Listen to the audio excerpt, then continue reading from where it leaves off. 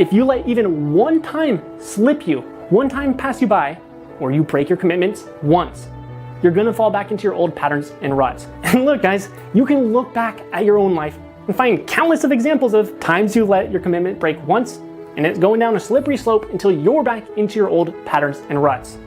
And frankly, that shows that you're not committed, because if you're committed, you make shit happen.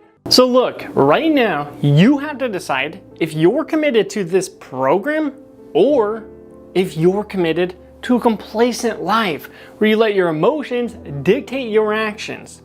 Because the reality is, it's one or the other. Now, before you decide which route you're gonna take, let me ask you a question. How are you gonna feel in 5, 10, or 15 years from now if you don't change anything? How are you gonna feel about yourself? And are you being the role model you want your spouse, children, and loved ones to see? Look, they deserve better. You deserve better. And the only way for you to do better is by being better, by being a committed person. But look, don't just nod your head and say, oh yeah, I'm gonna be committed.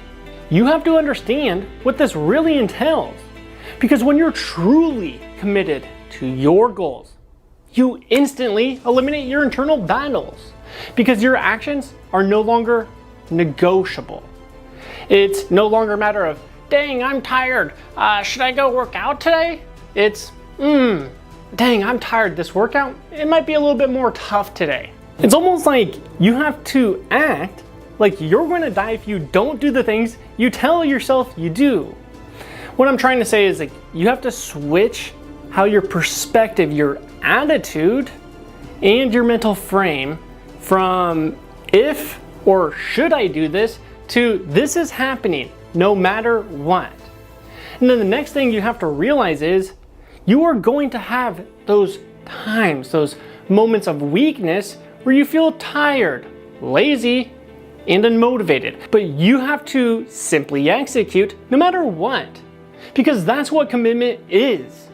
And commitment is the only way for you to break the vicious cycle that's kept you stuck for so long. And you're the only one that can make the switch to be a committed person. All I can do is guide you and hold you accountable, but it's up to you to put in the work. It's like the old verbiage, you can lead a horse to water, but you can't make them drink. Simply put, you are 100% responsible for all the results in your life. After I got stabbed, I struggled to do the things that I needed to do to get my life back on track. I'm talking about physical therapy exercises, speech therapy, normal therapy, going on walks, eating healthy, all of this stuff. It sucked because I desperately wanted to change. I wanted to improve myself in my life, but I could never execute them when it came time to do it.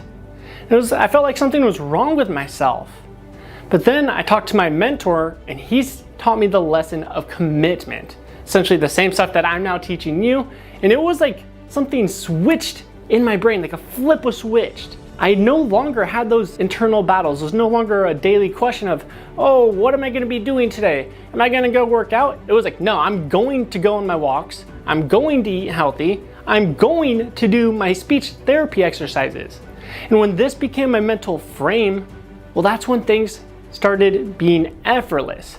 I started just doing it day after day. What I noticed was the first 15 days, it was a little bit more tough. While I simply did it like that, I could tell there was still some hesitation inside of me. I wouldn't want to say like an internal battle to execute them, but I felt like a little bit of resistance, right? That's what a habit does to you. Now, after 30 days, it became very freaking neutral, to the point where it's actually easier for me to perform that new action than it was to not do it. And after 60 days, all those new actions, they became second nature to me. I was eating healthy effortlessly, waking up, doing my speech therapy exercises, doing my physical therapy exercises, and guess what? After 9 months of being stabbed and being broken in the ICU, legs not working, I ran a 4:59 mile. I was putting up more weight in the gym than I ever had, and I was just feeling better than I ever have. All because I became committed to the goals and the life that I want. And the same will happen to you too.